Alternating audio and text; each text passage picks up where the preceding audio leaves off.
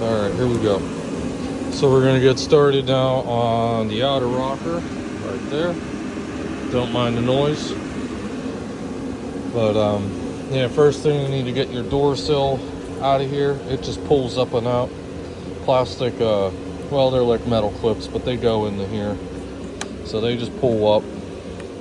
I have this little trim removal tool, but otherwise I'd probably use just like a, a flathead, big flathead. Just go easy so you don't break stuff. This one here just kind of comes out, and then there's one of those tabs, and you just kind of pull it out and then fish it around here. And then I pulled up the weather stripping, and I highly recommend doing this piece. It's kind of a pain, but you want to get this out of here because there's spray foam in here and stuff, and we need to be able to get to that with the welding and stuff I gotta do in the cab corner, just in case. For the most part, just pulls apart. You could see there's your clip, and there's another one that's down here. This piece here just kind of pulls out with those metal clips. And then I just want to show you here, these are 2 Phillips head screws. It just kind of keeps the position there. So we'll get those out of the way, and then I'll keep finishing removing this piece. All right, so I got this piece out. Once I undid these screws, I just pretty much kept pulling it away, and it just all unclips from in there, and then there's one down there, and then I'll show you. So this is one of those pieces. It goes in here, little insulation. That stuff will light up like nothing. And this weather stripping out. And there's that spray foam I was talking about down in the corner, along with probably a rat's nest, but still, that stuff is all very flammable. Now we have full access to it just in case, protect ourselves and the vehicle, of course. So that's why I recommend taking that piece out, because it only took me just a couple minutes to get all this stuff out, so it's worth it. Okay, preparing some old work. Gotta get the old out.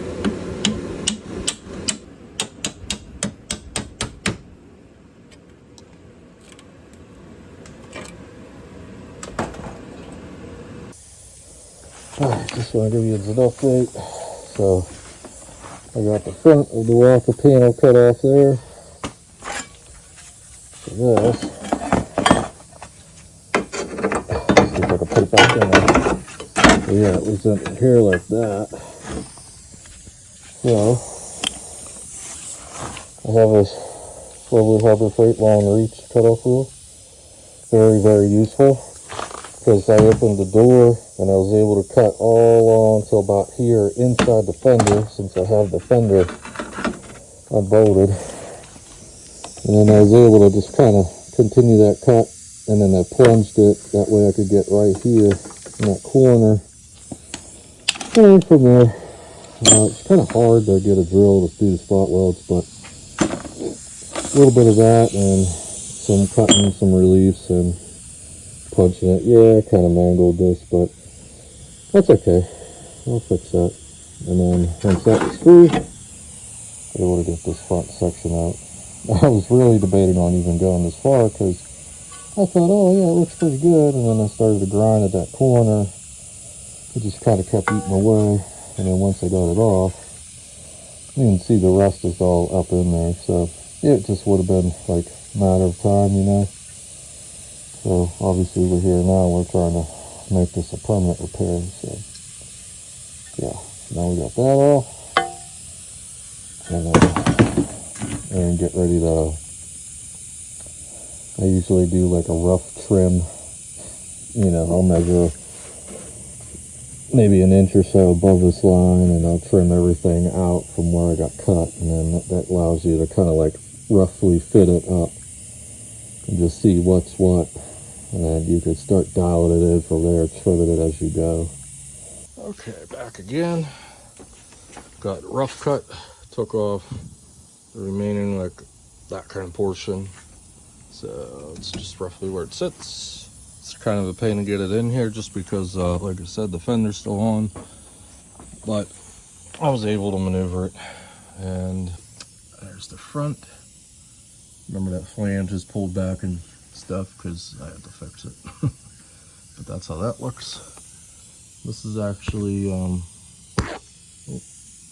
pretty good. Matches up with the inner rocker pretty well. Although it's still going to move inward probably, oh, I don't know, ½ inch or so. Just because you could see, you know, it's not sitting flush because it's still resting on top. So it's definitely going to move in probably about ½ inch. But, so we're pretty close now.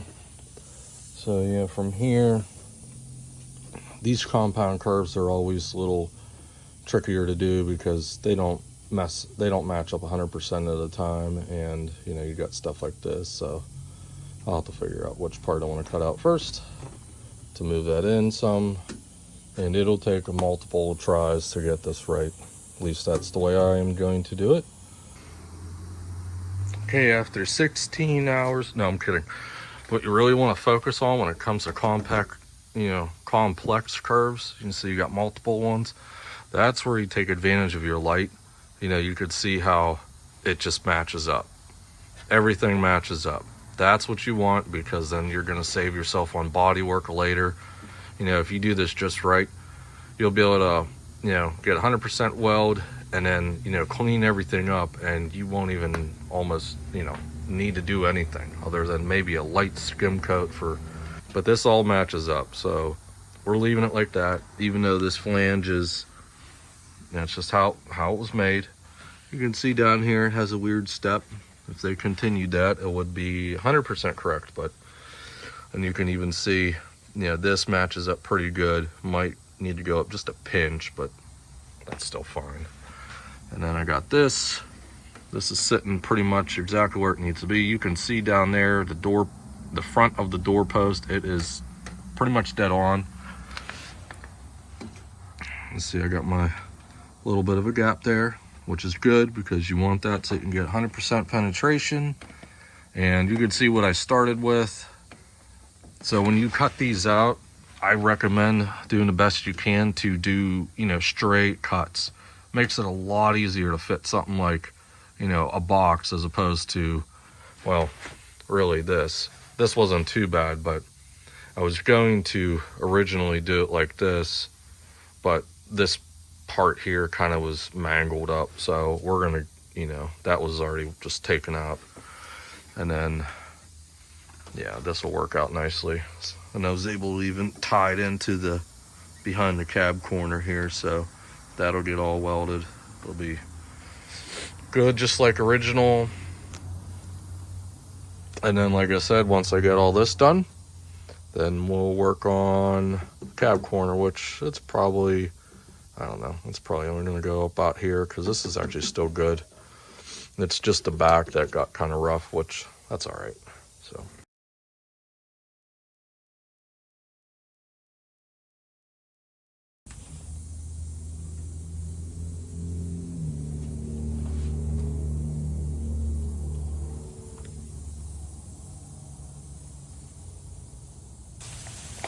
There we go, we got some clearance now. Sometimes you just gotta use some goofy tricks.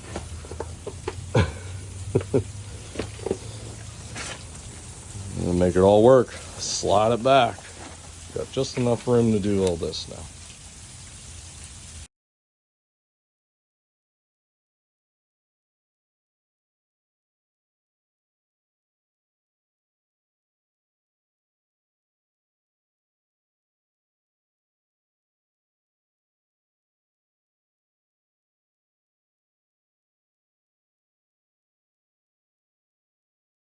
Okay, so just a little update. And I don't have my good LED light, so you're gonna have this weird effect down here. But anyways, so I got the old cab corner cut out, and upon doing that, I saw that it was actually previously repaired. That's what this is here. It was actually overlapped right in the back here, and then they just kind of like, I don't know, welded what was there. So that's okay, not really a big deal. But Yeah, and then you could see some of the inner cab corner. It actually was already cut. So like I said, someone was in here before, and they rust treated it and put some sort of black paint on it. Who knows? Looks like it was brushed on, so maybe it was like chassis saver or something. Who knows? But it's actually still good. Just up here, I just got to make sure I clean up and rust treat here before I get the cab corner. Yeah, completely welded on, but right now we're ready to do something like that. Just gotta double check. Yep, let's see here. So that's pretty good. Got my roughly cut out cab corner. Alright, got the cab corner welded on. I just got to do like a final pass with just knocking, that stuff smooth, but otherwise that's all done. All welded in there, all that's good. Got the 2 spot welds down there. Got them down there. Got that all done. I still have to knock down, you can see it. Those aren't holes, it's just a high spot, but I just gotta knock it down. But other than that, I mean, this turned out really well. Mind the door seal, but looks pretty good.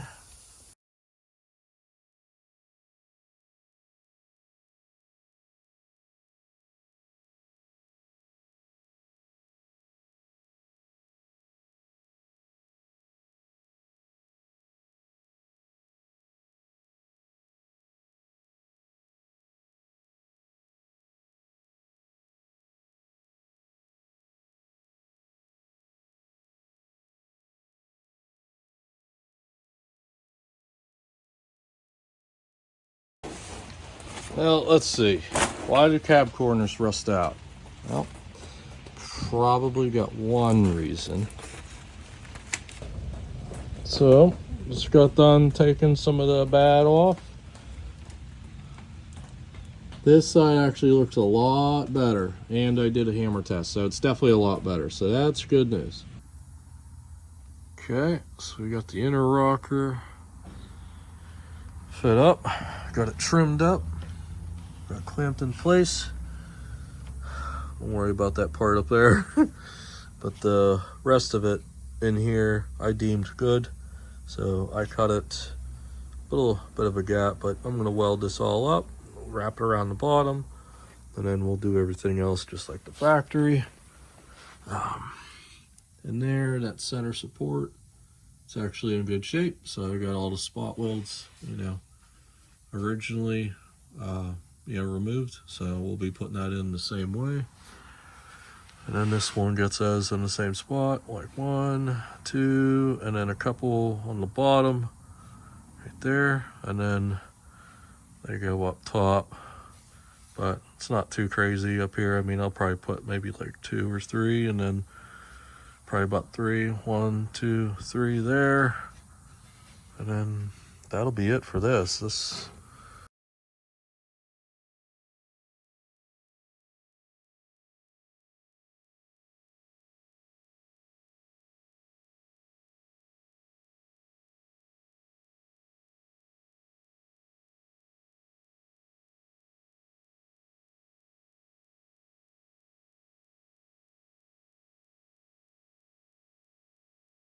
So I got this all in there. Spot welds. Oh, don't mind the shadow. Those on the center support, a little shaky, one-handed, but all good.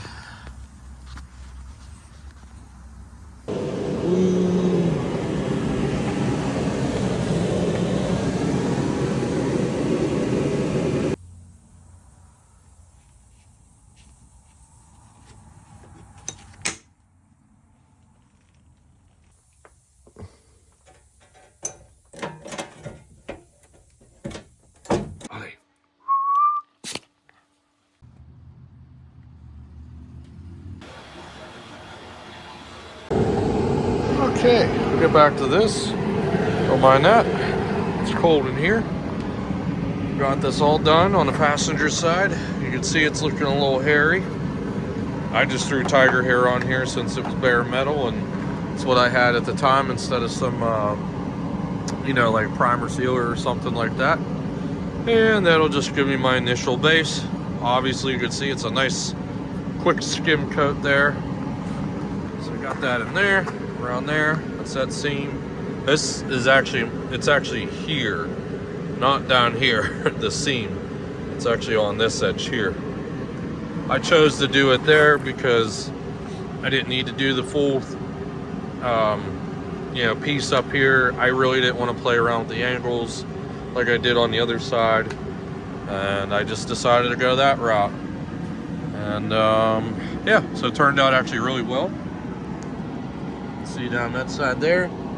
So this side here, got it tied into there because the whole front cap of that rocker up in there behind the fender is actually still good. All I did was just make sure the inside of it was scale free, which it was, and then I'll be able to get to the inside of it. Oh, my hand's in the way, I apologize. I'll be able to get to the inside in a rocker. I'm trying to show you, but I keep getting bad lighter. Oh, that's all right. But anyways, yeah, I'm gonna spray it all inside there with my undercoat stuff I have and fluid film. So this whole thing's gonna get filled up, which is what I do every time. So that side there is good. I'm gonna start knocking it down now, so that way maybe tomorrow I can get a quick skim coat on it, and then that'll be pretty much it other than priming it. Let's bash that. And this side here, same thing. See, like this side I did this. So this wasn't bad, it's just, it was harder to fit, that's all. But yeah, this all got a skim coat on it. The truck cab itself, all those boxes have been rebuilt, repaired, and there's new bushings on all four corners. It's got new inner rocker, outer rocker on both sides, and cab corners. So now we can get to, I call it the easy part, but by this point in time, I'm kind of like over it. So that's what I'm gonna do now, is I'm gonna start just kind of knocking this side down and getting it ready for the last little quick skim coat of filler, and after that we'll give it a quick sand and primer and color and clear and be done.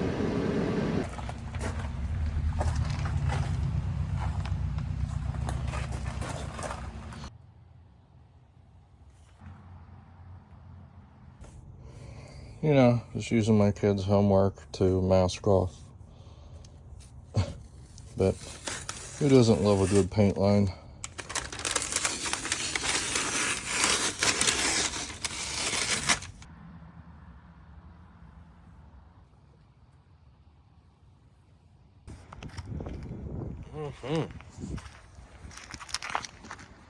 Beautiful.